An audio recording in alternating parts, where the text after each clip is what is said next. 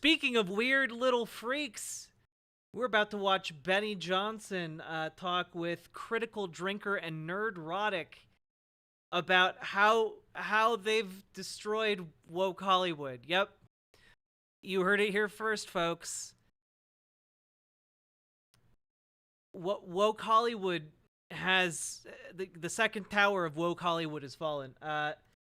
Let's take a look here.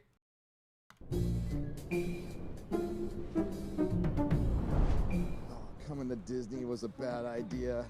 Being in Celebration in the belly of the beast of Disney is a worse idea. Yes, I've been 10 years sober, but this will drive a man to drink.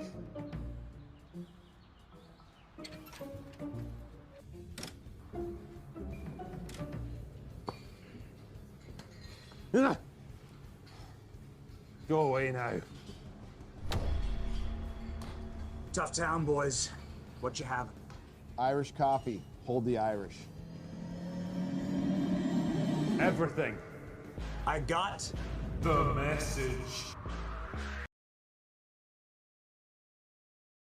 What is this?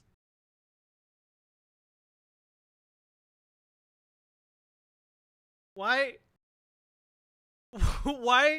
Why does this feel like weirdly homosexual? Right? Like, I feel like I just watched like the modern day equivalent of like foot tapping on the park benches in New York in the 1950s. You know, like I feel like I just watched the equivalent of like coded gay communication, and I can't exactly put my finger on why. Just that I did get that. Yeah, 10-letter name. I'm getting like the opening to a gay porno vibe. That's the vibe I'm getting here. Like they're about to pull a Hangover, and then, like, where the implication is they all slept together or something. God.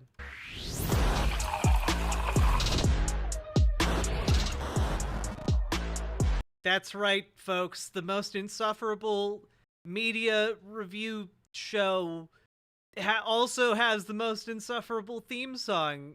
I bet you didn't see that coming.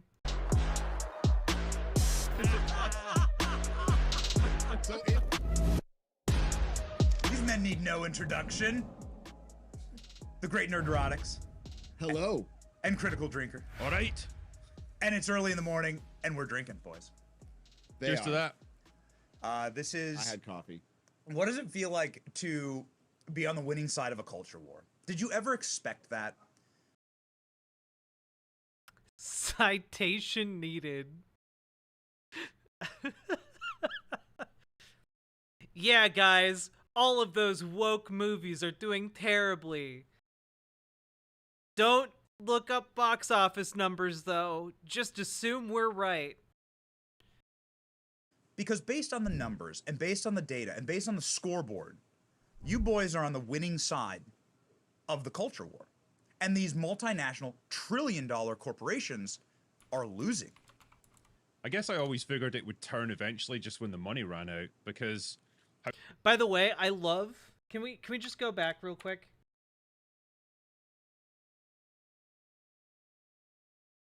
I love that they're like, ah, yes, we need to use the Disney 5-year stock. Wow, look at how low Disney stock is now. But it's like basically the highest it's been outside of like the pandemic with like the massive influx of money. Like they're at like an all-time high basically. They're on the upswing. Actually, like it's not. Again, I'm just asking, please understand a little bit about the stock market before you start trying to make these claims as if this is like ironclad evidence that Disney's doing terribly. I mean, like, for goodness sake, like, you can look at the last 6 months. It's risen 30% in the last 6 months. If you are a long-term holder on Disney stock, okay? Like we're on the upswing. We're doing better than we have. If you're a short-term holder of Disney, wow, look at that. We're on the upswing. It's crazy. Whether you're long or short on Disney, you are currently in the green unless you happen to invest like in like 2021 in honestly in 2021 or like the early 2022. I hate the way that this is used so thoughtlessly by so many people, and this is not even a criticism that is unique to just like conservatives, though they certainly have been using it a lot. Based on the scoreboard, you boys are on the winning side of the culture war. And these multinational trillion-dollar corporations are losing. I guess I always figured it would turn eventually just when the money ran out, because however much they might believe in their messaging or their political causes, ultimately they can't keep making stuff if they don't have money anymore. And they can only sustain so many flops, so many failures before they have to do something. And that's kind of what it feels like now. It's starting to see that turning point. And it's good to see. So, first of all, you're going to notice that they're going to be really cagey about what they mean throughout this entire video, like what they think woke means here. Because, again, generally what woke means is that it's going to appeal more to, like smaller minorities, like the gays, or, like, African Americans, or Latinos. Like, that's generally what it's gonna mean, right? And they're talking about it like, oh, they're just, the money's drying up out of being woke. Really, there are like 30 million gay people in America. There are tens of millions of people belonging to all of these different minorities. When you make a movie that appeals to a broader audience, you want those tens of millions of minorities to also show up to your film, because that's part of what makes it successful, is if they go. If you're just saying, well, fuck all those people, that's alienating actually a pretty significant chunk of your audience. And these companies want to make as much money as humanly possible, because that's what companies do when they're privately owned in a capitalist economy. Wait, why was Disney doing so well in the COVID years? I thought they were kind of tanking a bit. They were doing well in the COVID years because of like government support, like government aid, both in terms of like COVID payroll assistance, etc., in terms of people being home more, streaming more, watching more stuff. So that's Disney stock did pretty well in the COVID years. But then when all of that turned off, their stock prices plummeted, along with like food delivery services and stuff,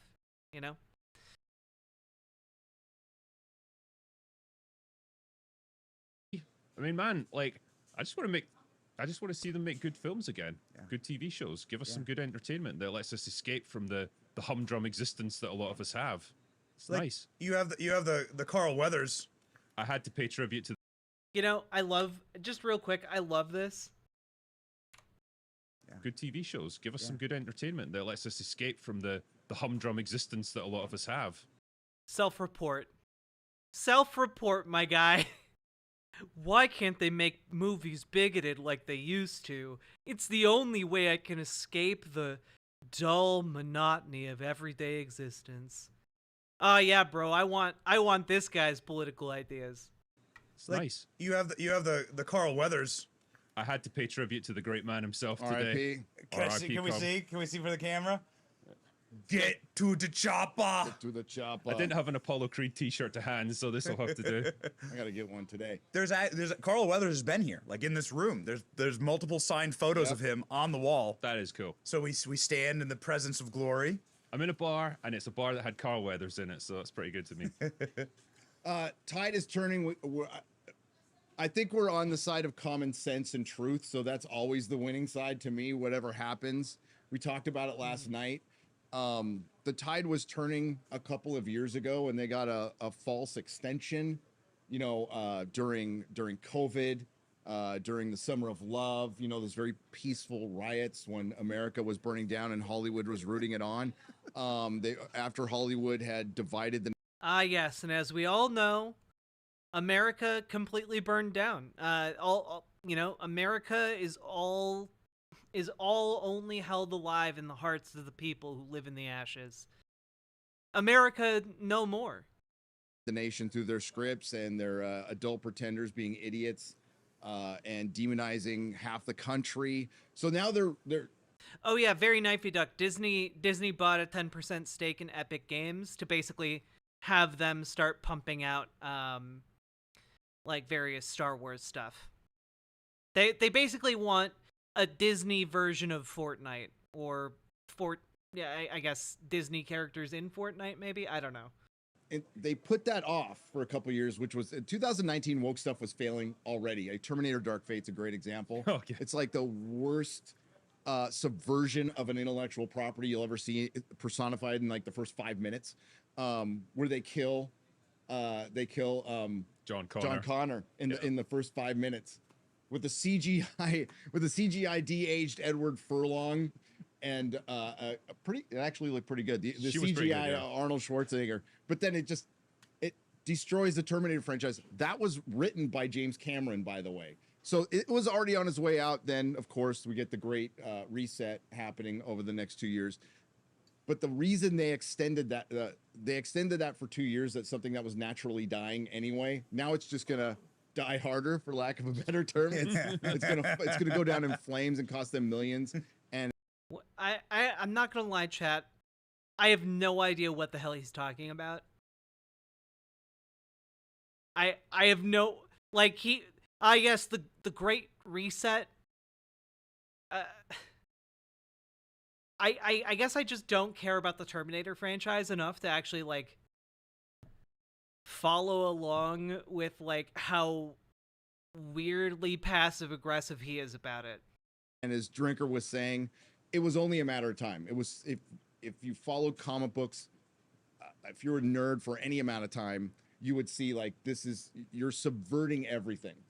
And you can't continue to subvert stories and expect to make money off them. They were already established. You can't.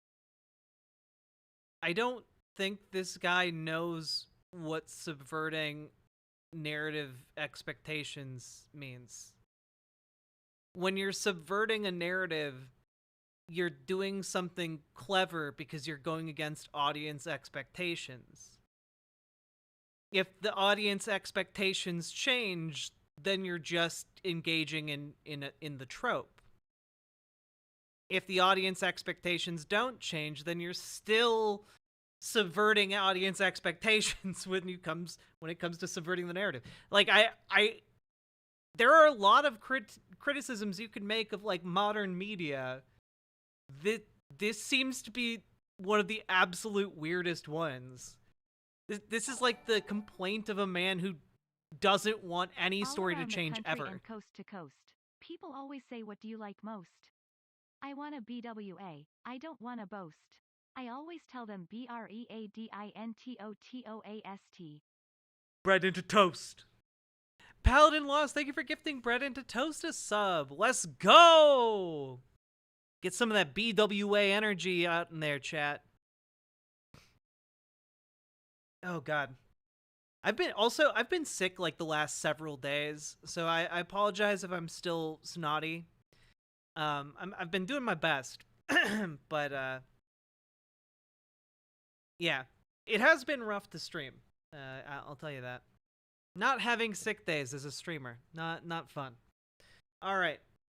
You can't subvert Luke Skywalker. You can't subvert Han Solo. You can't try to. Why? Why not? You have to do what the audience expects you to do with these characters. Why? You can't just say you can't do that, because you can. Like, the writers can do that. To erase Captain Kirk, which is what Paramount is trying to do right now. It's not going to win. Paramount's not trying to erase Captain Kirk.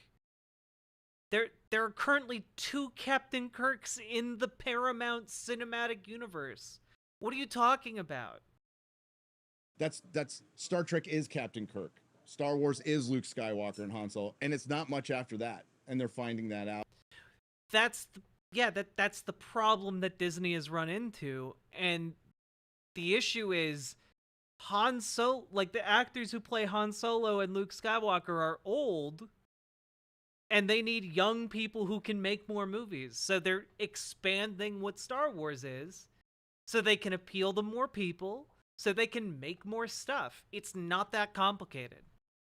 Out, and they thought they could make their own stories for a modern audience that doesn't exist. The modern audience is the same as the old audience. We just like good stuff. Die Harder. Yeah. I think they actually made that movie with They Bruce did. Willis. I think that's a... The sad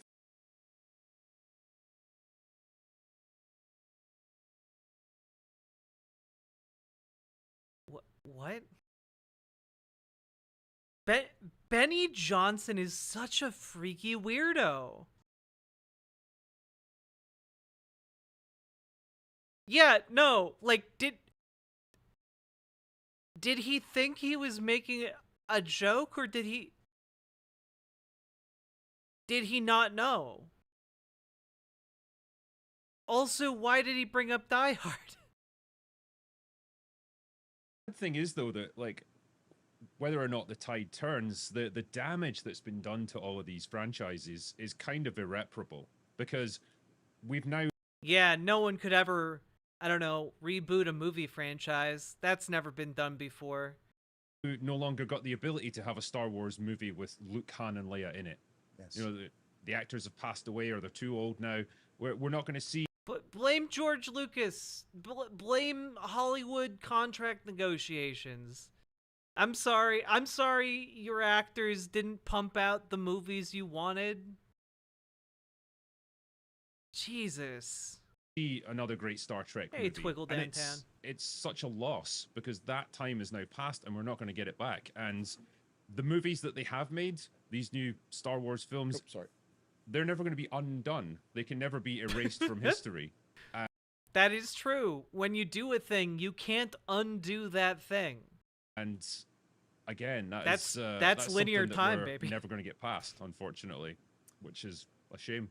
Like, there's this meme from The Simpsons where Bart's like, "This is the worst day of my life," and Homer's like, "It's the worst day of your life so far." Yeah. And that's what I think a lot of Star Wars fans thought about with Anakin talking about sand. Like, that used to be the thing. We're like, wow, Star Wars can't go any lower. Anakin talked about how sand gets everywhere. It's like, oh, it can get worse, and it will get worse. Oh, in modern fact. Hollywood has taught us things can always get worse. I started- The prequels are now looked on fondly. Yeah. Is it- Yes, I wanted to talk about that. Like, now people are like nostalgic for Oh the my God, for the the prequels. Hobbit, which isn't good. People are like, "That wasn't so bad." After watching The Rings of Power, You always I mean, I haven't watched the Hobbit trilogy in a long time, mostly because I have a fan edit that makes all 3 movies just one movie, and it's a lot more tolerable. But like, I don't understand the mentality where like a new thing comes out and it retroactively ruins the old thing you liked. You know, I don't understand that so much, because just move on with your life not liking the new thing. I don't get that. I don't get how people aren't able to like differentiate.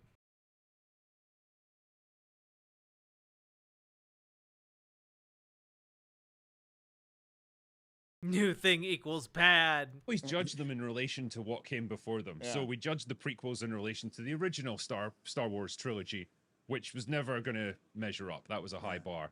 But then we see the sequels and we judge them in relation to the prequels and realize, okay, maybe they weren't so bad after all. It's all relative. True, Sean Smith, Andor is the most woke piece of Star Wars media ever, and it is the best one. It's literally the best one. But I don't think it's going to happen with any of this modern. I don't think people are going to look back at the Disney sequel trilogy going, we were a little bit harsh. No, we weren't harsh enough. We weren't harsh enough. That would be my looking back on it, especially after The Force Awakens. But we're at the end of this era now. So now we're just watching the collapse. They're not even coming, like Hollywood collectively 10-letter name, I would rate it 10 out of 10. is coming out with half the entertainment they did last year. Overall, we're talking TV shows and films. And, I put up the list in my last video. Of the tentpole releases this year, only 4 are not sequels or prequels or attached to a previous franchise. You can't call them original because a couple of them are adapting books, but there's out of 4 all the year. That's it. Everything else is like a 3rd and 4th sequel. It's not even 2. We're in 3s and 4s. Despicable Me 4, Furiosa, which is looks terrible. Mad Max. A prequel nobody wanted. A prequel nobody wanted. Yeah, no one wanted to know more about that badass with the robotic arm. No one wanted to know more about a woman named Furiosa who single-handedly takes on an entire armada in the desert. No one wanted. Literally everyone wanted George Miller to make another movie. It was mind-blowing that he came out of nowhere. He came out of retirement after 40 years and just made Mad Max Fury Road, and it's one of the best action movies of all time. And everyone wanted him to do another one, and so he did. And you're all butthurt because it's about the cool lady with the robotic arm. Instead of guy. That's Mad Max. Mad Max is just a guy. That's it. He's a guy with a family. How many? Yeah. We really. Oh yeah. What a groundbreaking original character in action cinema. Guy with a family. Guy with a family. Star of every single Fast and Furious movie. Guy with a family. Star of every single Die Hard movie. Guy with a family. My God. The most overplayed trope. It's just let's have an actual character. Let's have an actual character other than grizzled guy who doesn't talk very much in the wasteland. Yes, also the first Mad Max movie is not great. I would not willingly watch that movie again. Mad Max 2 is great, though. I enjoy that one.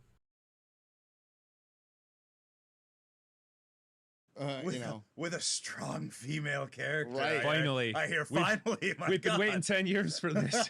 I don't need to see Mad Max in my Mad Max movie. Yeah. He's the patriarchy. We don't need Luke Skywalker. We don't need Luke Skywalker. Yeah, Mad Max was the only character in the title. Ignore the fact that the character named Furiosa is the one on the Fury Road.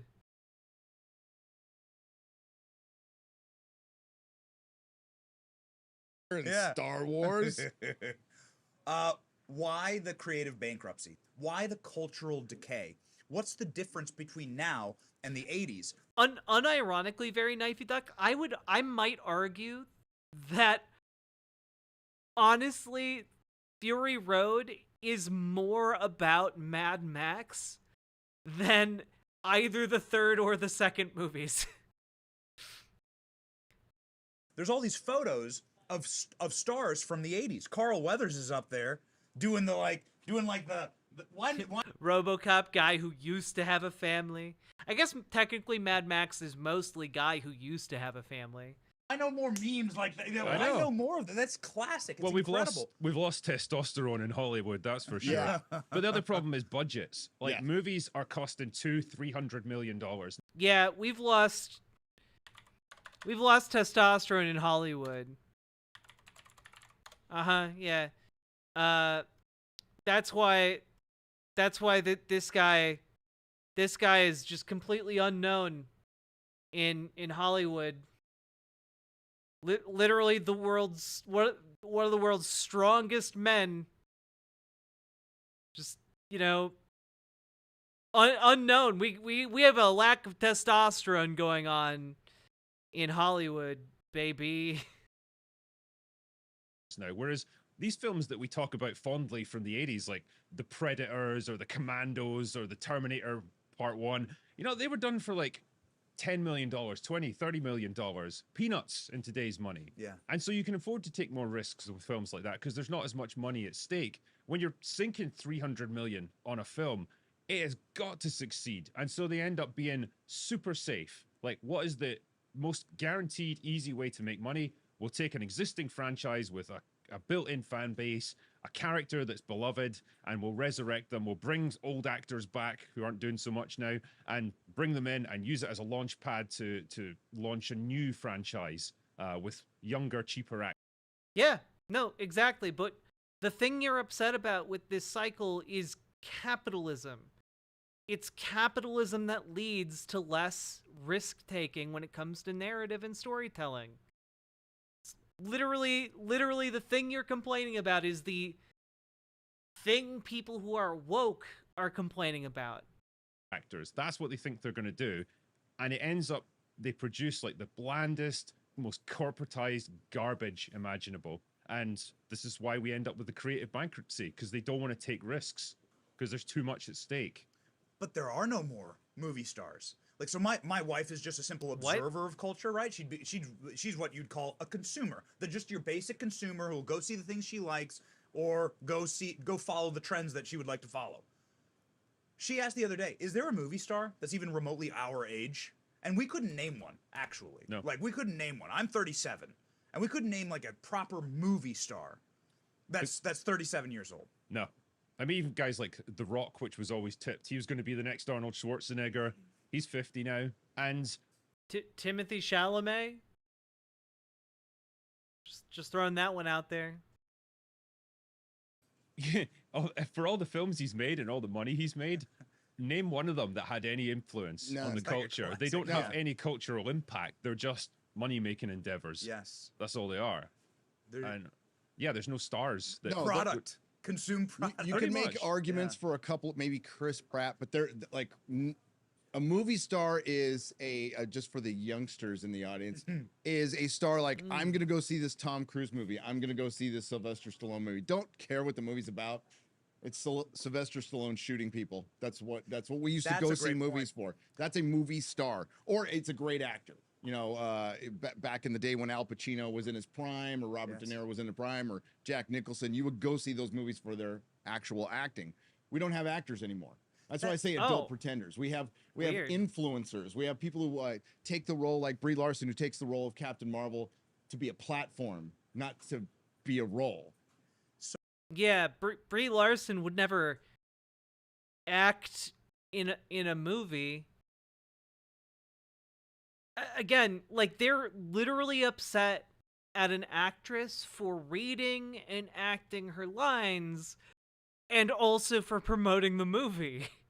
They can't escape this. It's so weird.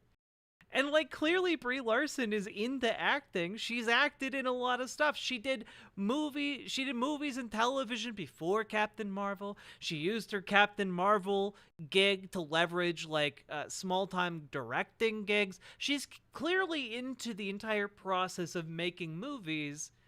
And you know what? Good for her. But these guys are still mad that a movie that came out, like, what, 8 years ago? Had like a girl boss message to it. It's so weird. So when was the last time you said I'm gonna go see that Chris Pratt movie? Right. I get not talking on Chris Pratt. I really like Chris Pratt based on what I know, which is not much. But I've never said show me that Chris Pratt movie. Yeah. Right. Yeah. Where like the Schwarzenegger is bigger than the title of the movie. Right. That's inverted. We'd go see crappy Schwarzenegger movies because he was in it. Yes. You know. So that seems like Hollywood's lost so much power because the movie star was the power and the control of that entity and the ownership of that entity. Well, part of that is because there are just simply more actors now. There are more options for studios, and therefore studios don't have the incentive necessarily to promote actors into that level of, you know, figurehead movie stardom. You know, it's actually quite expensive to do that. See, seems like a horrible business. The like, power now lies with the franchises and the characters in some way. Like, you want to. Yeah, man, if only we had like some kind of different mode of economic production that could encourage movies that are creative and like allow risk taking and interesting decisions to be made in film that weren't to like cater to stockholders. That'd be pretty cool. That'd be pretty cool. To see a Superman movie. It doesn't really matter which actor's playing Superman. It's the character that people want to see. Or, you know, the Marvel Cinematic Universe. Like, that's bigger than any of the actors that are in it. It's just a gigantic brand. And so that's where the power now lies in Hollywood, which again is probably why they try so hard to extend these franchises beyond their natural lifespan. Because the franchise or the brand is what's What the hell is the natural lifespan of a franchise? What does that even mean? making the money now. Yeah, So- and as far as the modern movie star is concerned, we got to know them. Social media, so they Yeah. would annoy us once a year at an award show and bloviate about something I'm gonna speed this up because they talk real slow. stupid. But now we get to hear him every single day. Like Mark Hamill, I wouldn't even want to see him play Luke Skywalker again. Yes. I can't stand the dude. Uh, The dude's insufferable I on mean- Twitter, and I don't even follow him. talk about failure to launch. Yeah. Like Rachel Ziegler's was Yeah. supposed to be the next thing, Ouch. Yeah. and then she got on social media. Yeah. Uh-huh. And I don't think you can correct that ship. Maybe I'm wrong. No, I don't think so. Or it's Nope. going to take a long time. a lot of humility. It would take her to come out and say I was wrong. Which good luck. It would work. It would actually work, but they just their ego will not allow them to do that. Same with corporations. All they have to These guys have no awareness that like her PR handler probably sent her out there to say that, you know, like when stars are doing promotions for movies, generally they're given like a script. It's not that fun or exciting for them. do is Kathleen Kennedy comes out. This was 10 years. This is 5 years ago. This ship has sailed. But if she came out 5 years ago and went, we f***ed up. Sorry for this language, but we demonize the fans. We shouldn't have done that. We're going to try to make the best Star Wars possible. And from here on out, any of our actors, any of our creators will just talk about how much they love Star Wars, and they're going to do the best they can. And I resign. Problem over. Yeah, that would help. Yeah, and I resign. Problem over.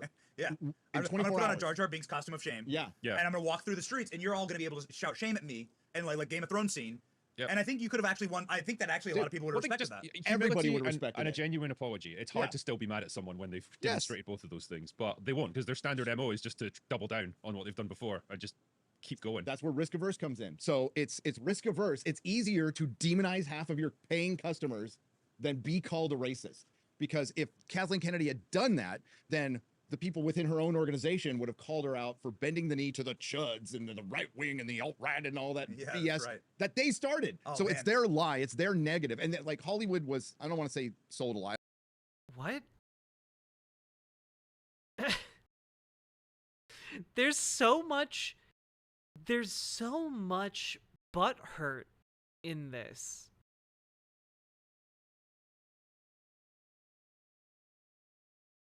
There's such a level of butthurt in everything that they're talking about back and forth. This is not, by the way, just as an FYI, this video again is called "We Are the Culture Now: How the Internet Destroyed Woke Hollywood." This is not how the inheritors of the culture talk about themselves. That this is not like if you actually were, you know, victorious here, if you were actually standing above your slain foe, this is not how you comport yourself. This is not the type of conversation you have. This is the type of conversation after you've all had your ass beat in the marketplace of ideas time and time again, and you're all getting together to have a whine about it, frankly.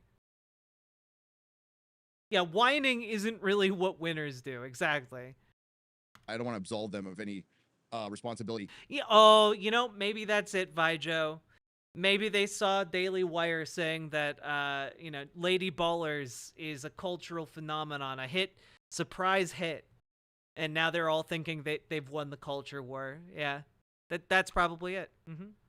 They willingly bought into the lie of DEI and brought that in, identity politics. And Man, I love when someone just openly says, "Oh yeah, you know the reason this thing sucks now is because more black and brown people are working on it." That's just what he said. You know, when a conservative is saying, "Oh yeah, they brought all this DEI in and it ruined it. It ruined X thing." What they're saying is black and brown people came in and ruined the thing. It's just the more socially acceptable way of doing it right now. For some reason, it seems to be flying under the radar for a lot of people, but that's what they're saying. When in reality, like, what DEI does is it simply evens the playing field. You know, it means that, like, you know, resumes that have blacker sounding names don't get overlooked, because we know statistically if you don't have any DEI programs, preference is given to whiter sounding names, even if all of the qualifications are the same. So all DEI does is look at more qualified applicants. The idea that DEI provides less qualified applicants is a lie. That's not how any DEI program works. They find just as qualified applicants who are just as good as every other as every other person who does that job at the company. We wouldn't have Carl Weathers without DEI. I'm not familiar enough with Carl Weathers' story to know what that means.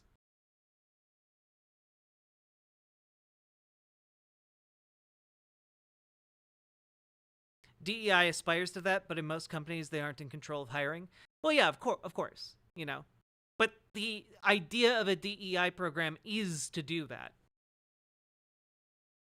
In practice, can there be, like, weird outliers? Absolutely. But to say that, like, DEI is ruining all of the companies in America, is leading to airplane crashes, etc., like, that's just racism.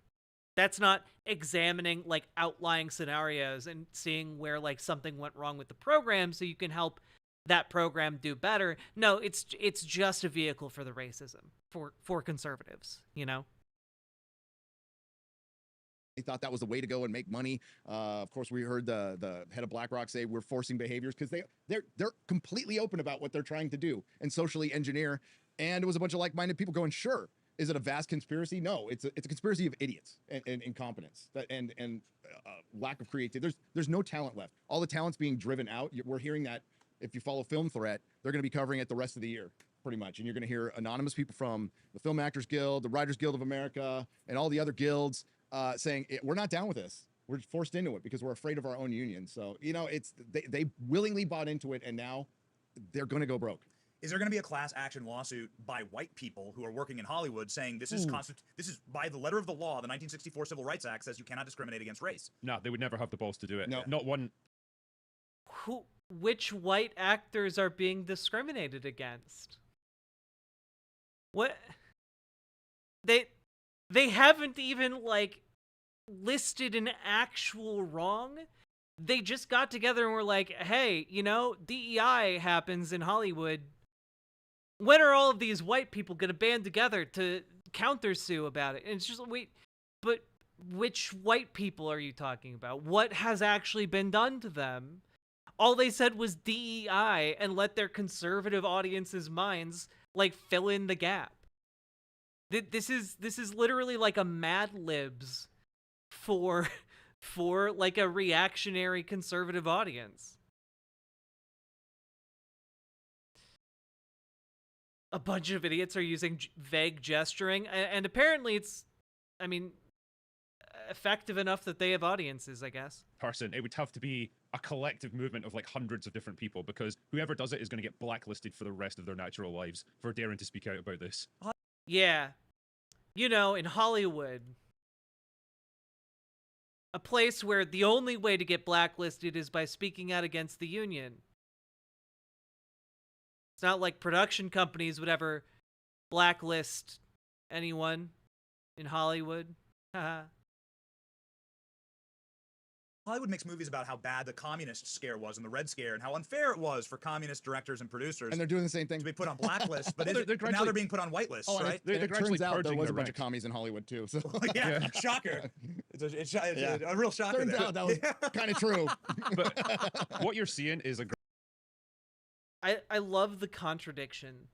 You know, they opened up the first quarter of this show complaining about how Hollywood churns out endless sequels and prequels and like reboots in order to capitalize on known market forces and to have more guaranteed return on their investment to maximize their private profits in a capitalist system.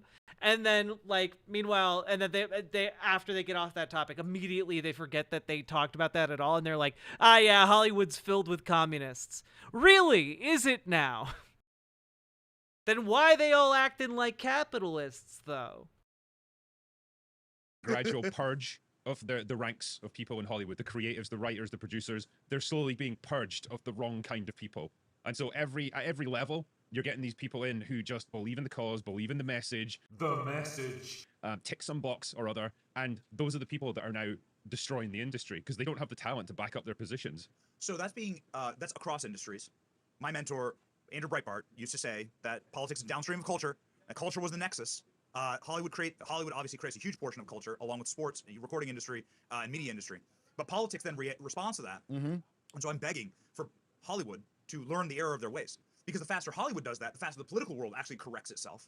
Because it has to happen in that order, right? And so, like, will Hollywood learn their ways? Or is it like Leroy Jenkins going on right now, where it's like they're just going to go down? They will never apologize, and they'll bankrupt the entire industry. The Hollywood sign will be in flames before anybody apologizes. I think it's Hollywood and culture, the relationship between them is not like hierarchical, it's cyclical. So Yes. Hollywood is both a reflection and an influence on culture. It reacts to what it thinks culture is because it wants to try and reflect what the modern audience wants. But it also then, because of what they're producing, it has that mass influence on the thinking of their audience. And so it moves in a cycle. And the problem is it becomes self-reinforcing. So they think that this is what people want. They see it on social media particularly. They're hugely guilty of this. Social media is not reality. And the kind of people who spend most time on it are not real people. Yeah. And so they react to that for an audience that doesn't even exist. And then they act surprised when their movies fail. Yeah, no, like, they think that Hollywood controls the culture. You know? They think that because they're effectively idiots. You know? They think that Hollywood is the one imposing these values onto the American public, not these companies trying to capitalize off of the American public's It's current almost as if positions. capitalism constrains Hollywood in ways they won't admit, and try to blame other things like day. Exactly, Sheckley. And thank you for getting a tier 1 sub. I very much appreciate it. There's so much brain death in that room. Yeah. It's not great, the things that they are talking about. They're not doing a great job presenting their arguments here, what little they have. Right? But that's the thing, my rear end. Right? That's the thing. When they're thinking about these top-down imposed values, when they're thinking about how that comes through Hollywood, they think that Hollywood is currently dominated by the Jews. This is one of the most common conservative, anti-Semitic beliefs.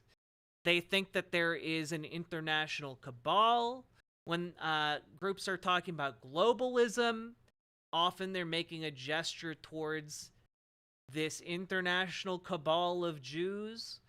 When people are talking about global banking, or the banking interests of the world, they're often talking about the Jews. These are common, well-established dog whistles that have been around for like 100 years at this point.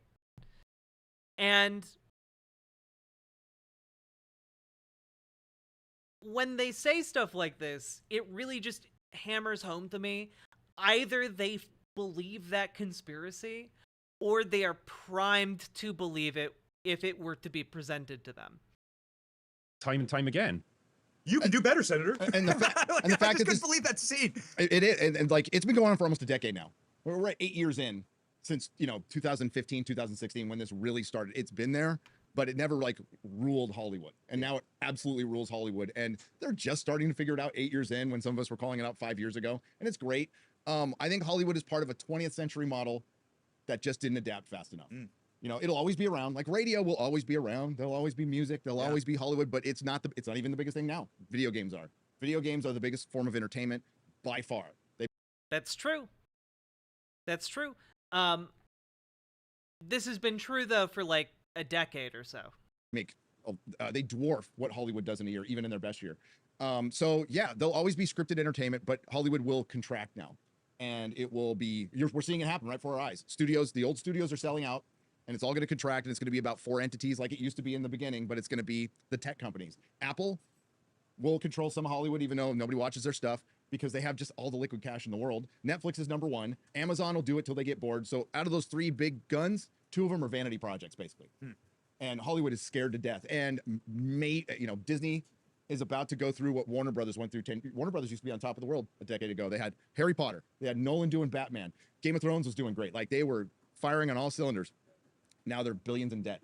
Same thing's going to happen to Disney. Who rises up? Maybe Universal. But there'll be 4 or 5 studios running everything again, just like it was in the beginning, just like it has been over the last century. But they're not going to be the biggest thing anymore.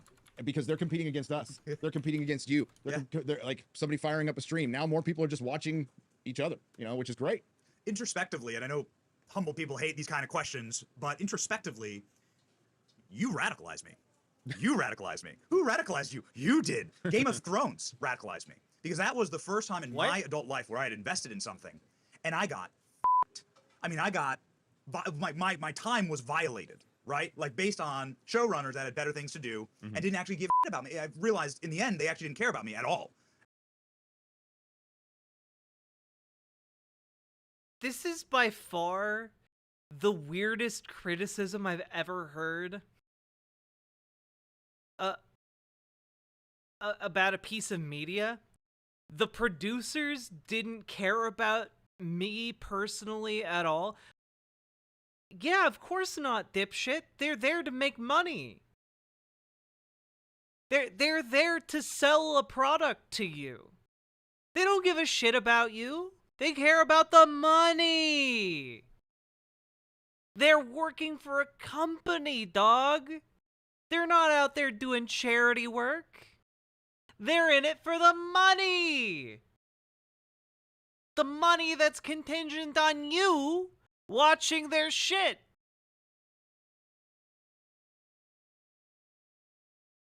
Like, my goodness, there are so many things to complain about when it comes to Game of Thrones season finale.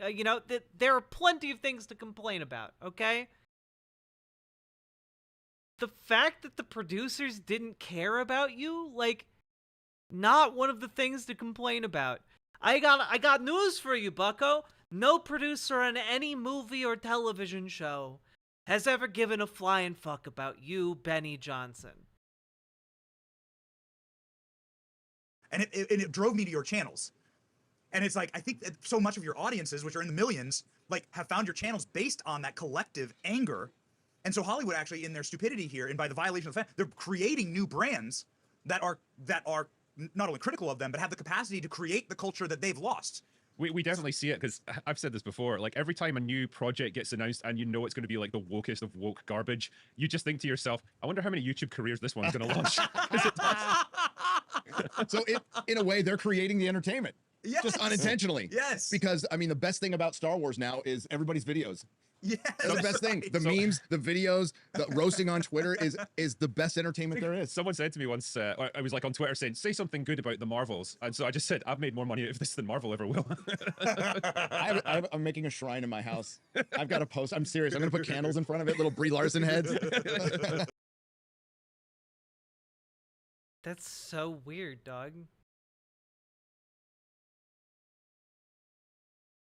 Like, keep in mind, as far as like conservative reactionary film critics go, like Brie Larson has probably made all of their careers by existing as a public figure who these guys can just go out and like say insanely hateful shit about. Like, this is such a weird, bizarre, freakish thing to be talking about and guffawing about together. Like, at what point does the humiliation end? They clearly want to make a new Star Wars with Daisy Ridley. Like, do they never read the room? Yeah. They never read the room. No. Like, there has to come a point. There must come an end to the madness. Like, Bud Light is a good example in the cultural, in like a very It's called when they stop making money off of it. When it stops being insanely profitable, they'll want to stop. different semi-political arena where like there was actually finally an endpoint to this. And now you see Bud Light sponsoring the UFC, anti-woke comedian, literally anti-woke offensive comedians that make trans jokes. Yeah, they're doing right? everything like, they can to be as macho as possible. Not complimenting Bud Light, not saying go drink Bud Light. I certainly am not. Sam Adams all the way. But what I'm saying is Bud Light felt it. And they like came this close to apologizing, and they effectively are apologizing, right? By sponsoring. Yeah. Yeah, dog. Let's check in to see the insane amount of damage conservatives have been wreaking on Bud Light. Let's just take a look at like the last year or so. Oh wow. You mean it went from being $64 to $62? Oh wait, it was actually $65 like last week? That's crazy, dog. You mean it just fluctuated? Is that normal for it? Wow. You mean this fluctuation we're seeing right here isn't even the biggest one in the last 3 years? That's crazy, dog. Oh, wow, look at that. Back in 2014, 2015, they were actually worth like almost double. But we're not going to talk about that, are we? Nope. This little dip right here, that's you're going to try and take credit A for all of that. Damn any other confounding variables. But okay, even granting that, this is like a normal fluctuation for this stock.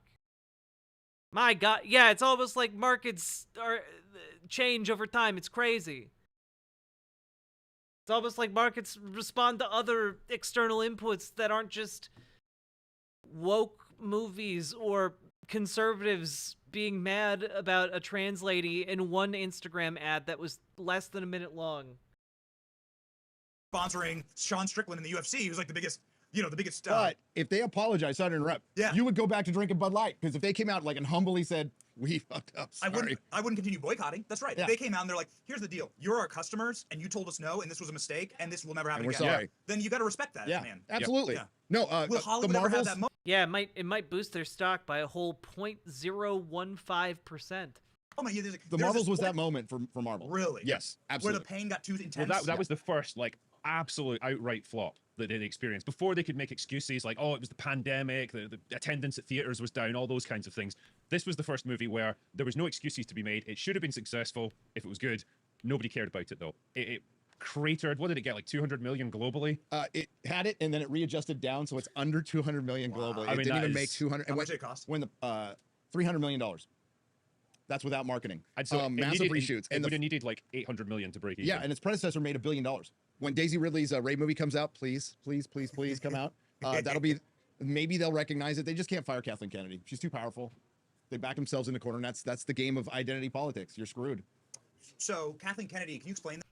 Ah, yes. You see, Kathleen Kennedy has played a masterful chess game. She's positioned herself as indispensable to the company, and if they fire her, she will wreak upon them a vengeance so great and powerful that Sodom and Gomorrah will look like pimples on a baby's ass. What? I what? She has magic powers now? Kathleen Kennedy is just so Machiavellian in her ability to control business that she's unfireable? My God. This to me, like I like she got coffee for Steven Spielberg. She's That's a legit mystery. Yeah. She essentially, I think she rode the coattails of guys like Steven Spielberg. Yeah. Yeah, honestly, the only reason these guys know who Kathleen Kennedy is because they want to take advantage of every opportunity they can to like belittle and mock women in their line of work. Like that's the entire premise. I remember when a big thing in like reactionary conservative film Twitter was like making fun of the filmmaker who's like making one of the next Star Wars movies. And they were like making fun of her over a line she said about how she wants her movies to make men feel uncomfortable, and they were like mocking her and like trying to say, you know, like, where does she get off saying she wants to make men uncomfortable, blah blah blah blah blah, anger, virtue signal, virtue signal, virtue signal.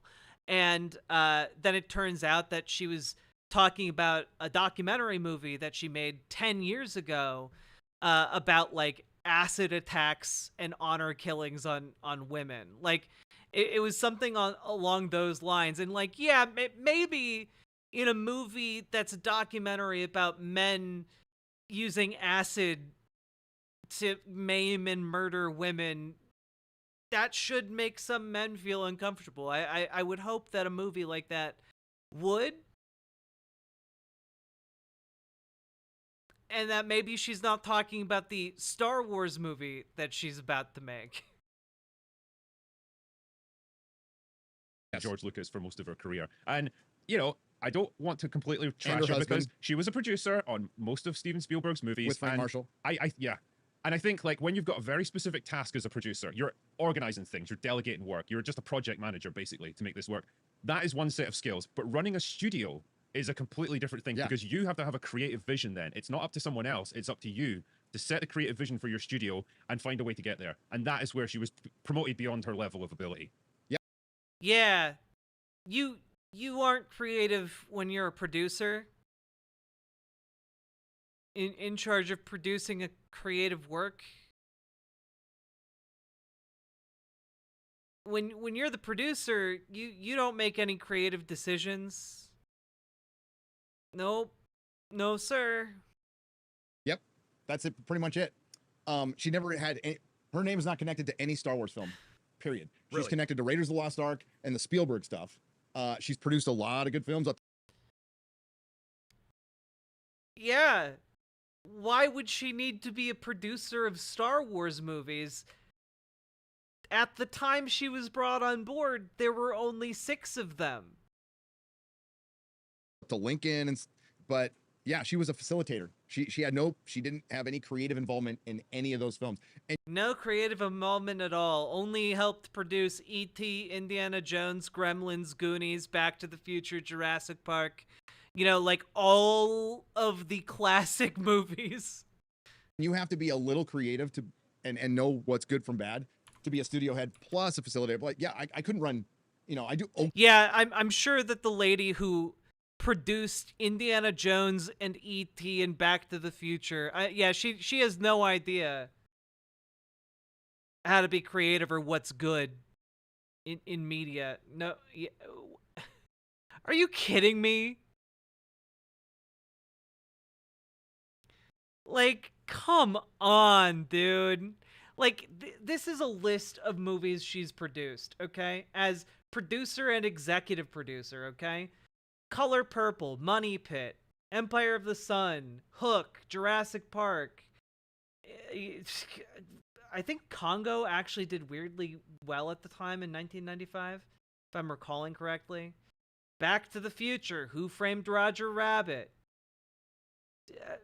Is that... Fievel... And An American Tale. You remember the Fievel movies? God. Schindler's List. Yep. Yep, the woman who helped make these movies, Seabiscuit, AI, Sixth Sense.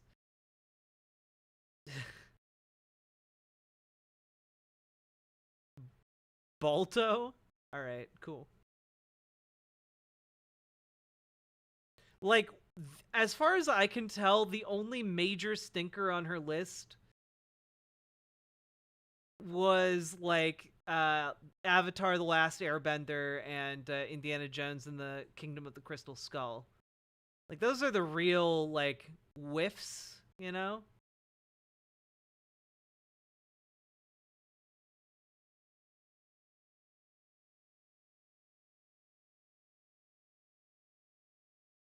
Oh, she also produced Mandalorian. Neat. Okay, on YouTube, I couldn't run YouTube. I'd be terrible. I'd be worse than YouTube is right now. But So the problem with her though is that she's now like Hollywood royalty. yes, She's married to Frank Marshall, who again is a massively powerful producer. She's a woman, she's diverse, she's strong and empowered, and so for all of those reasons, you can't fire her. It's impossible. She's too powerful and she's too protected. You could still fire her. Like, what are the repercussions gonna be? Oh no, you can't work with her husband or her? So she can sit there and up as much as she wants throughout the rest of her career. She won't go anywhere, not until she's ready. What was your like? Do you think that Kathleen Kennedy has seen the South Park episode about her? Oh, Oh, yeah. I would guarantee it. yes. She's that much of a narcissist. I think she would have to. No, have seen it. Gina tweeted about it. She gave her theory on what happened, and it really was eye-opening to what happened to Gina behind the scenes. But if you remember that tweet, I'm going to paraphrase it. It was, right now, Kathleen Kennedy is going to her publicists and her willing and able partners in the Access Media to try to dig up some dirt on Trey and Matt, and they're going to try to run them through the mud. I'm like, wow, is she talking about herself? So yeah, I'm sure. Yeah. As we all know, we all can remember the PR clapback that Kathleen Kennedy did in the wake of the South Park episode. No, nothing happened. She didn't run them through the mud. Like, why would you even bring this up? This doesn't make you look smart. Why would you leave this in the final edit? Clearly this didn't happen. Like, oh yeah, you know, Kathleen Kennedy is probably getting people on the case with for that South Park episode that came out like 2 months ago. What? Do you not realize how crazy this makes you look? Like, I feel like this level of crazy, if it wasn't about meaningless bullshit, would be deeply troubling to most people. Like, I think because this is about largely meaningless bullshit, people are willing to give it a pass. But if you were, like, this crazy in, like, a medical setting, like, they wouldn't let you anywhere near your profession. You know? Sure she saw it, and honestly, they were soft on her. They were soft on us too, on the critics. I thought they could have gone a little harder, but like we talked about, that was a cultural moment, and plus the meme being born like That right was before our eyes. Make a lady gay. Make him gay. Let it gay. The linguini scene is the best. I thought I told you to put a chick in it and make her gay. Sir, I'm not. Hey, lame. Like, so typically in the political world, you know, ridicule is the last place. So bad news cycles happen, then ridicule happens, you become a joke, and then you have to like resign, right? Like, Yeah. like there's so much shame that's heaped upon you because of your political misdeeds in my arena that you must just go away. But it seems like Kathleen Kennedy and many of the people in Hollywood are Benny, if that were true, you'd be gone several times over. You know that. insulated from even ridicule, societal ridicule. Yeah, the problem is they've got the mainstream media on their side. Yeah. Whereas politicians don't. In theory, at least, the political press will criticize anyone who f***s up in some way, whereas people like her can make all the mistakes under the sun. The mainstream media will almost never criticize them. And as long as you have that, as long as you have that layer of protection, the only people who are speaking out are in the YouTube space, the social media space. But we're unofficial, so our words don't carry any weight. Not in Hollywood, anyway. No. And their biggest mistake from the very beginning, and this is the studios and the Access Media through their fan baiting. Is he unaware of political cartoons? Probably. You think these people read? Marketing is making an enemy out of your customer and your fan. Yes. That was their number one mistake. They could protect Kathleen Kennedy all day long. if they didn't say anything derogatory towards the paying customer and the fan, people would have complained, but it would have been over. That was their biggest mistake, and they continue it to this. Who are these people? Not in a mean way. This guy is a reactionary film critic on YouTube called Nerdrotic. The other guy is Benny Johnson. Benny Johnson is on the left over here, and he is a conservative shitheel, basically. And then the guy on the right is Critical Drinker, who is also a reactionary conservative media critic. They use it as part of their marketing. And this is Brews with Benny, or Benny's Brews. Forget what they called it. But this is their new media show where they're all conservatives together. And they've definitely dominated the culture. Mm-hmm. But I think you're being a little too humble here, because the MCU is now a part of the vernacular. It's part of the nomenclature. They made it a part of the vernacular. The MCU. Can I get an MCU? Right MCU, baby. Can I get the message? The message. Yeah. The message. Yeah. Like, that's part of BBC. Like, I've heard that on BBC. People are saying the message, ironically, to like rip these products, and they're saying the MCU, and these are from YouTube channels that you say have no. Man, how novel to consider that a movie might have a message. Power, but here they are parroting your words and your criticism. I mean, it may be that when stuff gets critical mass, it does start to bubble up out of that internet level and into the mainstream level, and yeah, maybe on some plane the journalists are kind of aware of what we're saying. So I don't know, I guess if it helps raise awareness, then it's all to the good. Yeah. Well, yeah, it helps to talk to people. Like, you know, honestly, Marvel had it coming, okay? They messed with the delicate balance of having 6 guys and 1 girl on the team, okay? That was a delicate balance that was acceptable to all.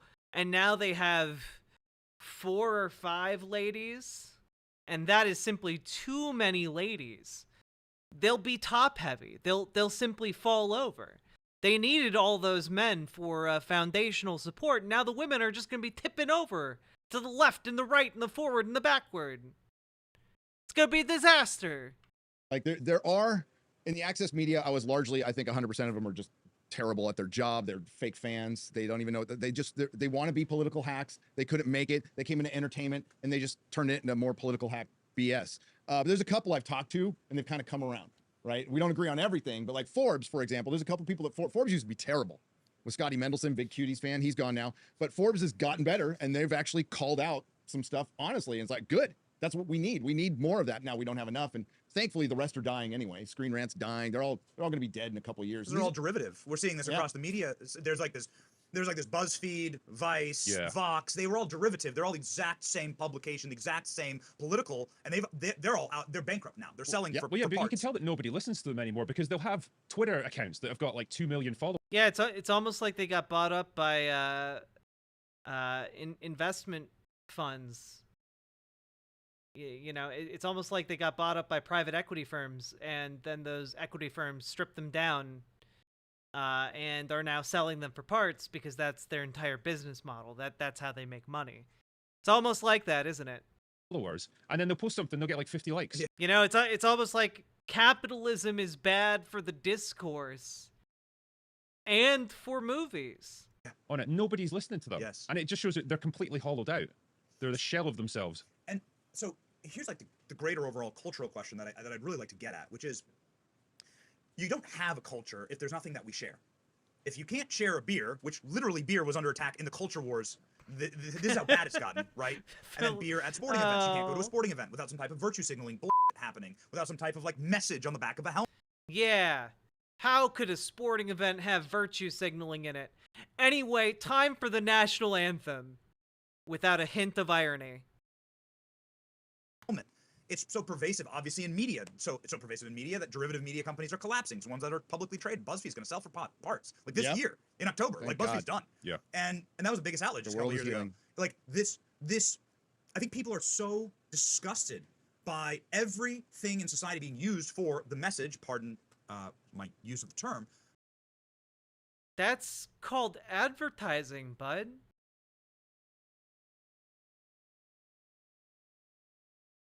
My God. we're so tired, sick and tired of things having messages that communicate meaning to us. We just want to hear random static. We want to hear the background radiation of the universe and nothing else. But what's happening in Hollywood is happening everywhere, from our beer to our sports to the things we used to share, and that's what you call the society, and it's all been poisoned, and people are f***ing sick of it. Yeah. Well, Wait, which side canceled beer? Their side tried to cancel Bud Light because Dylan Mulvaney did a 50-second long ad where Bud Light gave her a can with her face on it. And conservatives have been literally pissing themselves mad about it for over a year since then. It used to be that there was the world of politics, and you could then leave that out if you wanted, and you could just go for a drink with your buddies and just talk sports or whatever. But when the personal has to become political because everything's been infused with politics. Where do these guys live that, like, they can't go down to the sports bar with the homies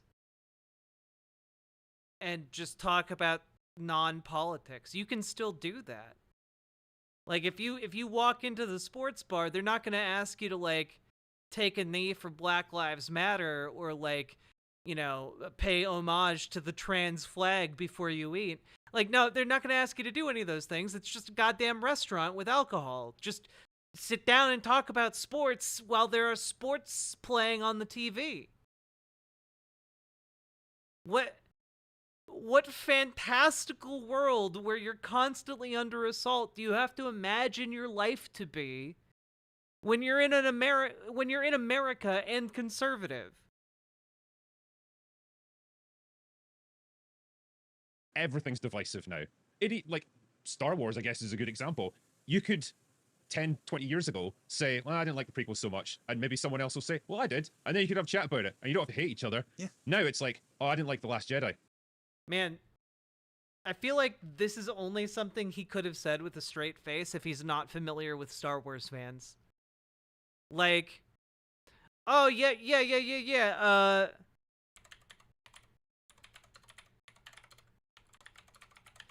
just real quick, real quick here. Yeah, it's not like one of the major things from 15 years ago was this thing, like an hour and 30-minute long review of Star Wars The Phantom Menace, screaming about how terrible it was. I love this review. It's great. I like the meta-narrative around it.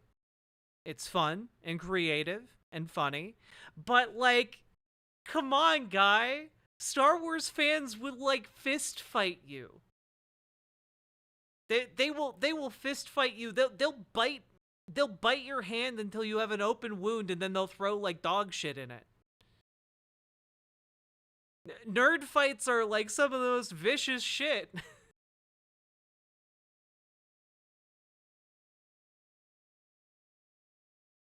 And the other person would be like, oh, so you're a Nazi then, eh? Yeah, Right. The year is 1992. We live in Chicago. You're a hard left liberal. I'm a far right Republican or whatever. Wait, okay, but also there's a difference, right? Because even if we're talking about people who like the modern Star Wars movies, you can still have that exact same conversation that they're, like, you know, wistfully, nostalgically imagining in their heads, right? People can be like, oh, well, I like The Last Jedi. Oh, well, I didn't like The Last Jedi. Why didn't you like it? You can go back and forth. You can talk about that, right? But, like, the reason people are calling them, like, Nazis is not because they liked or disliked a movie. The reason people are calling them reactionary Nazis and conservatives is because of the reasons they dislike these movies.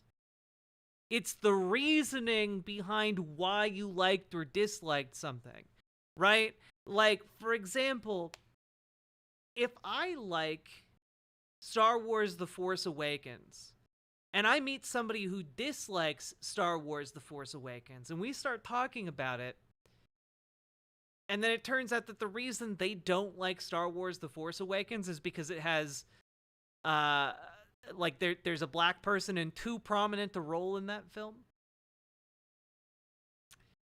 I'm going to think that they're probably a bad person. And it's not because they didn't like Star Wars The Force Awakens, it's the reason why they didn't like Star Wars The Force Awakens.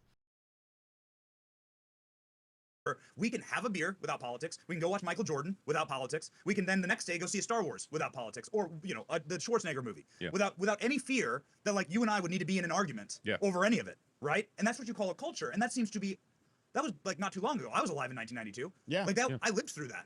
And so it's the society's decayed so quickly because of this cancer. Well, you just get siloed people then. People living in their own little silos who don't want to discuss anything and don't want to interact with anyone outside of it. It's echo chambers. Yeah. And so the more you have that echo chamber, the more like toxic they become and the more divided everyone becomes because you then don't talk to anyone outside of your echo chamber. And it just like becomes self-perpetuating.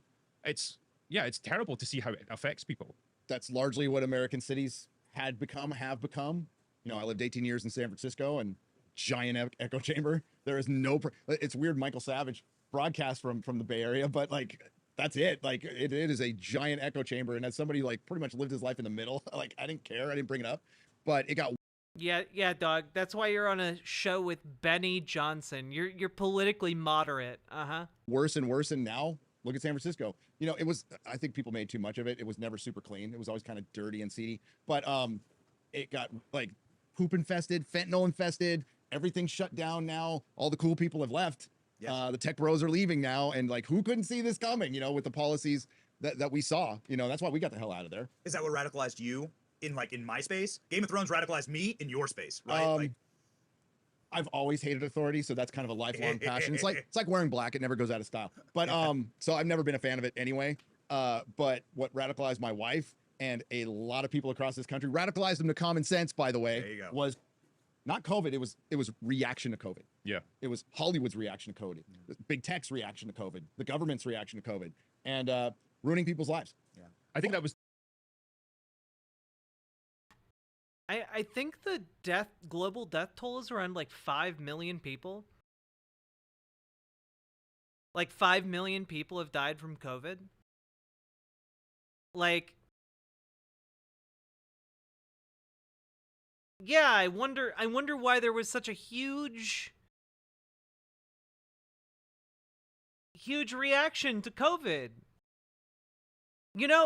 I just something really breaks in me when we talk about this, and maybe it's because like I studied a bit of European history in college, and like you read up about the common things people read up about, right? Like the Black Death, when like a third of Europe died from the bubonic plague. And like I just can't imagine these people understanding that, like, historically speaking, the COVID pandemic was one of the lightest touches of enacting public health policy. In the past, we'd brick people up into houses until they stopped scratching on the bricks. In the past, we'd keep them in a boat out in the harbor, and if they tried to get too close, we'd burn it down and kill them all. Like, what? That we've come a long way in terms of being able to handle, like, pandemics, but, like, the complete lack of awareness of, like, the necessity to take public health precautions is insane to me. The let the elderly die, let the infirm die attitude is insane to me.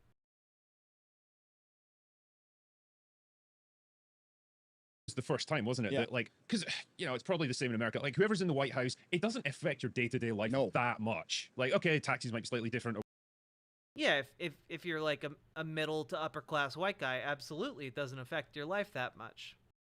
If you are someone who depends on like civil rights protections in order to not be killed on the street, then it might affect your ability to live day to day quite a bit. If who's in office means the difference between like Medicare for all or being uninsured, it matters quite a bit. Or whatever, but like you can go about your business as normal mostly. But this was the first time that like the government straight up said you can't leave your house, you can't go to the gym, you can't go to the movie theater, you can't go to a shop. Well, also the government didn't say that. Businesses shut down because they didn't want to be held commercially liable for people being infected on their premises. And then after that, there were like vaccine mandates, but the mandate was you either have to get vaccinated or you have to complete routine testing to make sure that you're negative for COVID. Like those were your two options. People just didn't want to keep being tested. And they made this an entire political position for like the last 4 years, and it's been infuriating. Open mall. But you can go to McDonald's. You can't. And Hollywood can go to work. And Hollywood can go to work. Hollywood can work. People in Hollywood can work. Yeah, for a Our lot of donors can people, work. No, you telling just people you're not essential. That was the word. Yes. They used a different term in Europe. I forgot what it was. Key workers. Key workers. Yeah, Not key as offensive as you're not essential. Well, I mean, I think we can all agree that like people being able to get food is essential, whereas people being able to, I don't know, buy a rocking horse for their child, that's not really that essential, right? Like in a public health emergency, you have to prioritize the things that keep society moving along versus the things that, you know, could be paused for a couple weeks. Good night, Ashley. Get good sleep. That's what they told my wife. But just to have Fuck off. that sudden control over your life, I think that was a point where a lot of people stepped back and said, "Wait, this is wrong, isn't it?" No, you see, Mr. Government, sir, it's essential that people see my movie reviews.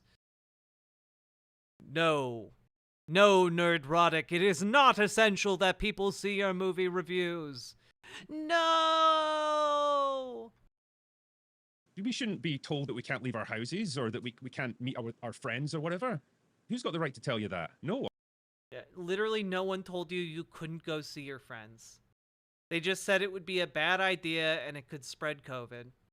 You at any point you wanted, you could go over to your friend's house. There weren't people ever stopping you from doing that. The alternate history they've crafted for themselves is insane to me. One. And that's, if you call that radicalization, it's just like Gary says, it's getting radicalized into common sense. Yeah. Yeah. No one should be able to have that control over your life. It's interesting that you phrase it like that, because what that does is pit that actually pulls the bark back from the actual issue at hand, which is that a small group of elite people really hate all of us together. Whether a small group of elite people? I wonder where Benny Johnson is going with this. we're right wing, left wing, red, blue, like they actually see all of us as the enemy and them as demigods. And that's kind of like the way that Hollywood looks at their audience as well. And the way that A small group of elites pulling all the strings? Working with Hollywood? I wonder where you're going with this, Benny Johnson. I can practically see the echo signs around your head right now. many of these corporations treat their audience, and that's starting to be revealed that they actually despise their paying customer. And we are the paying customer for our government, right? And they hate us, like actually. Smelanie, you got this. Good luck on your midterm tomorrow, okay? You got this. You got this. You know everything you need to know. You have it etched into your brain and into your heart. We believe in you. You're gonna kick that midterm's ass. I think a lot of people are becoming awake to that fact. Like Yes, the government and doesn't wish always for more, has. Yes. Always has. They don't wish for more human flourishing. Like Yeah, I called this approximately 12 years ago when we started this video. I absolutely did. look at the way It's society's like that gone. Jack Nicholson meme. It's like, yeah, they always hated us. And so it's Yeah. all interconnected, and we do Friday Night Tights, and we try and cross-pollinate the worlds, but it actually is interconnected. Yes. And I wish more people would be aware of this. And I think we are reaching a point of awareness. Yeah, I mean, like, I think all of us have said that, like, when we're honest, when we talk about culture. Oh, that was true. Large gatherings and house parties were cracked down on. but like you could still go over to your friend's house. Your friend just couldn't have a house party with a dozen people there. It's always been bigger than Star Wars or Star Trek or Doctor Who. It's always been bigger than that. I just try to stay, and I'll use their terminology, my lane, like of the stuff I know about. I'm not going to sit there and pontificate about Israel or anything like that. You know, I stay in my lane, but it's always been bigger. And yes, Andrew Breitbart was right. That's one of his best quotes. And it's still taking a long time for our friends on the right to figure this stuff out. Yes. They really need to like get culturally savvy, because the left they've owned it. They've completely defeated everybody. They've invaded every single institution. Yes. Hollywood's an institution, just as our school system is, just as our government is, and they rule it all. And the only way we fight back is the way they did it. You learn about it, infiltrate it. We'll do something different. We'll tell the truth. Yes. We'll tell the truth, because they don't. Or make Godzilla -1. Or make Godzilla on a -1. budget that so many people, I mean, so many rich people in this country donate money to stupid causes, way more than $15 million that it costs to make Godzilla -1. But how much cultural impact did that single movie have? I mean, Yeah, a lot of rich people donate to stupid causes, Benny. You're right. I wonder if there's any way we could get them to, I don't know, pay for useful causes that are good and beneficial to society somehow. Through some kind of, I don't know, taxation system of some kind. I mean, that movie cost barely half of one episode of She-Hulk. Of She-Hulk. Just to put that into context. You know we have a She-Hulk in politics. Her name's Kamala Harris. Yes, yes. It's the same character, boys. It is. Oh, I'm very familiar with her. The fact that he sees She-Hulk and thinks Kamala Harris is deeply weird to me. Like, She-Hulk is like talking about like Captain America's ass and like having like threesomes and shit. Like I don't know. Like I don't see Kamala Harris as being necessarily that type. I don't know. Oh no, did they misunderstand Godzilla -1? My rear end, I can definitively say without having seen any of their reviews that yes, they did misunderstand Godzilla -1. Yeah, because it's San Francisco. Lives in San Francisco. But she is She-Hulk. She's like the boss lady lawyer. It's not who you know. I look, the conservative reaction to Godzilla -1 is like, oh, it's a movie about family. It's a family picture. It's another movie about a guy with a family. It's starring guy with a family again. My favorite guy in a movie. That's they watch the movie and that's what they see. And they're like, finally, back to conservative values. The conservative values of guy with a family. You know, it's who you blow. It's an old saying, but it's very true in her case. I'm just a Brit sitting here like, what? Oh, Willie Brown. It's the spawn of Willie Brown, almost literally. So. And Montel Williams. And Montel Williams. With his girlfriend on his arm and Kamala being dragged around as a side chick in public. How humiliating is that? That's a side squeeze. Dude. No not, shame. Not as humiliating as having her as our VP. Okay, so that's just embarrassing, okay? So Kamala Harris is She-Hulk. I'm glad we all agree on this. Yes. Maybe for a European, that's like the best way to explain politics, American politics. And then Joe Biden is what character in the MCU? Why are conservatives constantly sucked into this specific discourse of identifying political figures with Marvel characters? The sound of freedom is a fart. That's true, and also was produced by apparently, allegedly, pedophiles. We did videos on those. Oh, are they gonna get into the Starship Troopers discourse? I thought I was gonna be safe. You're right, Sheckley. They're gonna go down that road, aren't they? Oh no. Oh no. MODOK? I don't know. A really old Nick Fury.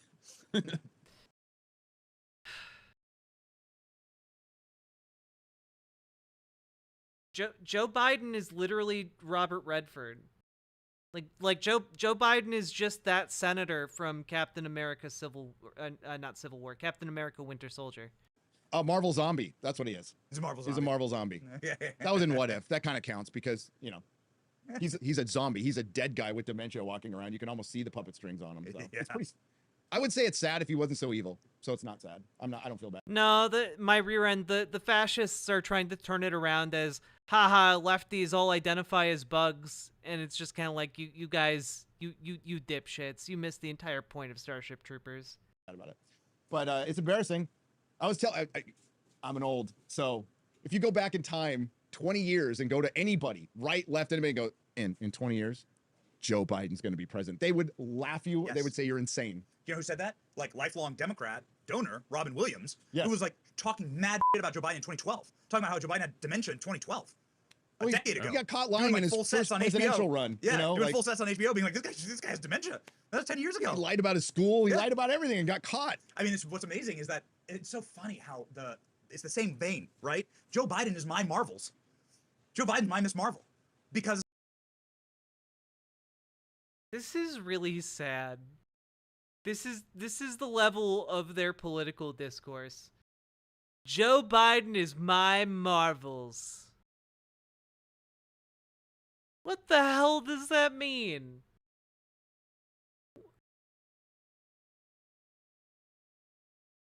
How far gone are you from being able to make your own argument? it's like it's so embarrassing and it's so fun to talk about. It's bad for the overall industry, but damn, it's entertaining. When he won the election, I remember telling Jeremy from Geeks and Gamers, I'm like, you know what? If we survive the next 4 years, this is going to be a good thing. People will learn. It's entertaining. People will learn. Like, please, Well, it'd yeah, be great go for ahead. your channels. There you Release go. the Daisy Ridley Star 81 Wars. million votes. Yeah. Let's see what you get. Release the new Star Wars. It'll be great for your channel. It's great for the channel. It might be bad for the nation, but damn it, it's entertaining. We have enough time to start 2 more wars before you know. I go for it. So it does seem so easy to bitch about things, but so hard to create, and that actually seems like maybe the trap that many on the many of the Marxists and the wokesters that have taken over Hollywood, they're like finally learning that trap. That like they bitched about white male dominance and they created whatever they needed to create to go find and knock it down, and now they're stuck with like, well, okay, now you're the creator, go. Yeah, right. I think And so I guess my question is, how do we not get caught in that same trap? He's already doing it. Yeah. Well, yeah, I mean, like on a very small scale, but I'm starting out, and so I'm throwing my hat into the ring, making a short film based on my books that I've written. That's not going to change anything in the wider sense, but it's a start, and it's like just an example of the independent scene, I guess, starting to create stuff of our own. Yes. And you get this with fan videos, you get other YouTubers who've done crowdfunding to start their own movies, and it's starting to happen. You know, it's like I say, it's on a small scale at the moment, but there's such an enormous pool of people who. Yeah. All of these conservative talents are finally coming out of the woodwork and heading to the Daily Wire, where they're finding massive success. Don't look at their box office or anything else about how they do statistically, and don't look into the funding of the Daily Wire to find out that they are run by oil and gas companies. Just acknowledge their successes. Haha. Who have creative talent and who have creative visions, and now they have the opportunity to do it because if they get to a decent level, they can crowdfund it. It's like My Miss Marvel is Michael Dukakis. Oh no! the democratization of filmmaking. Yes. Yeah, and you Eric wanna July's be- proving this. Yes. You want to encourage that as much. Eric July, kind of a Renaissance man, does music, he does metal, he's been to YouTubing since he was a teenager, and he's a first-time writer. He's never written a book before, so you want to be very encouraging of these independent projects out there, and of the thousands that are going to be spawned. We'll get 5 or 6 that'll rise above, and whatever they are, that becomes the new industry, and that's how independent movements have cycled in throughout entertainment and will continue to do so. It just took a while for this one to get here. Maybe it saves comics. American comics are pretty dead right now, so it's a great opportunity. No, they're not. They're just not. What are you talking about? For anybody out there, if you think you can do it, try it. But as far as film, yeah, he's doing a short film. He also writes a book series. This guy right here, Ryan Drake. I got a book coming out later this year. Really? So yeah, I didn't know this. Yeah, now you know. A comic book? No. It's a memoir. So it's kind of like it's not focused on YouTube. It's focused on my sobriety. Is it called So, The Folsom Prison Blues? I couldn't use that one. So Yeah, really? it's called Waiting for Nerdrotic. So, and it's got some subtitle. I forgot what it was. That's unbelievable. I'm sorry. I was looking up like comic book sales by year, and it seems like comic book sales are doing pretty great actually, but I could only find data up to 2021. But why would you name your book like what is clearly a bad knockoff of like Waiting for Godot? Why would you do that?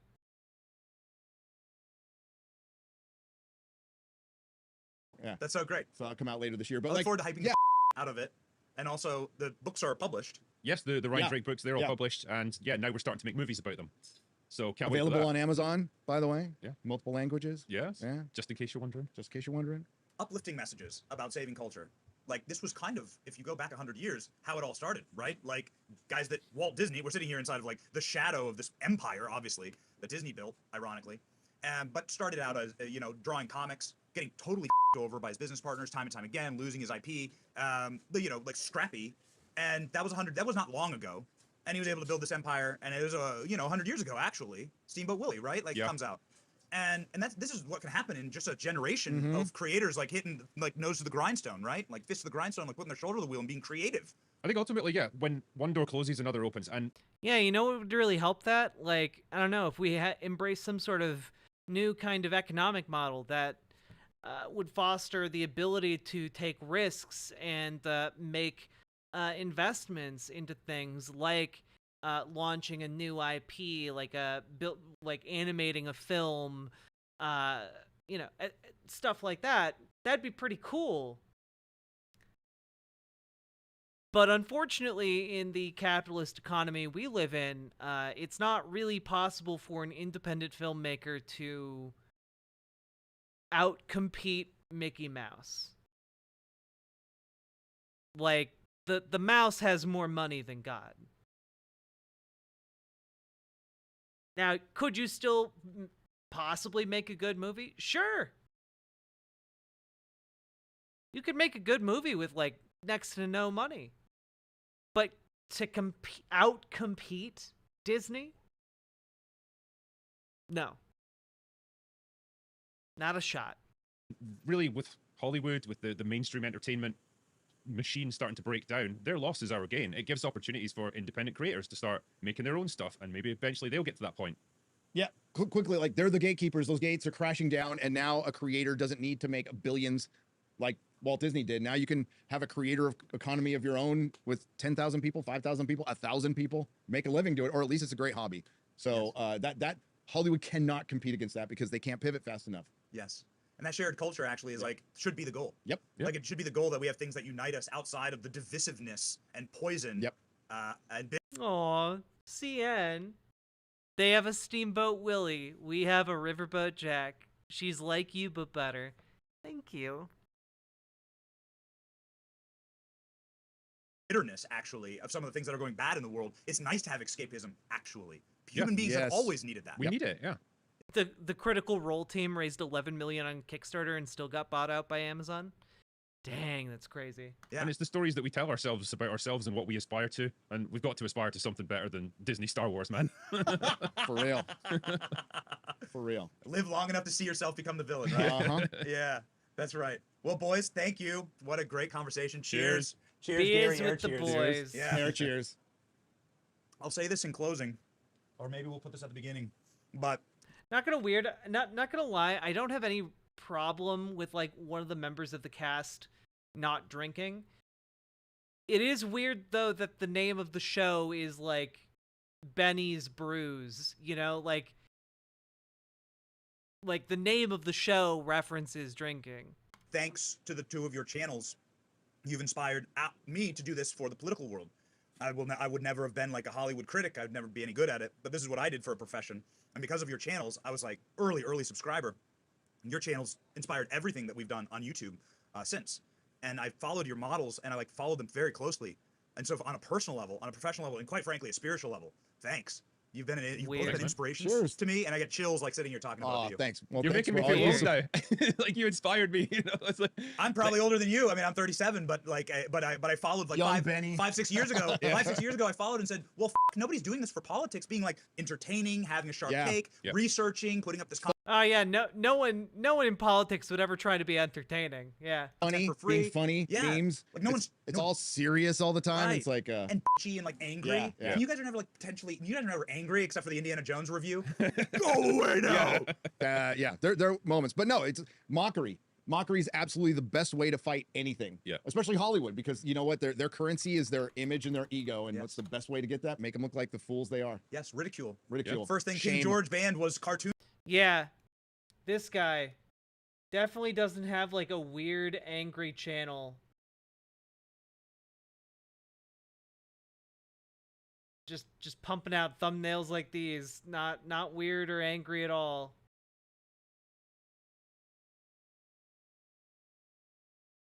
Yep. Jesus Christ. Definitely not mad, guys. Of him in the colonies Yep. because ridicule is so powerful. So anyway, I just wanted to say, like from my team to yours, thank you. You're inspiring so much more, I think, than maybe you will ever give yourself credit for, and probably more than you'll ever know.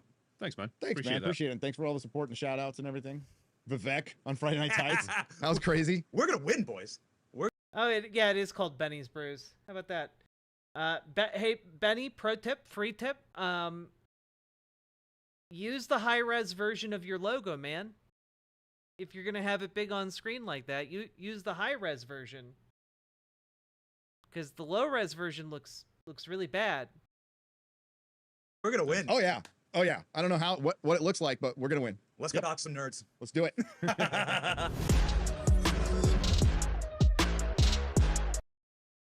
Oh my god, we did it. So that was like the worst thing ever. And I'm looking forward to watching more of them, because I wanted them to collectively review a movie. I thought that would be funny. And now I just want to watch them misunderstand movies together.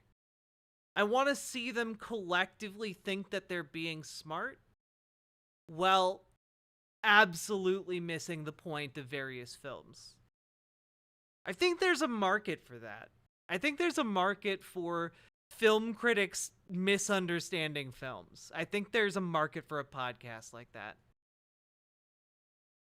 We did make it, everybody.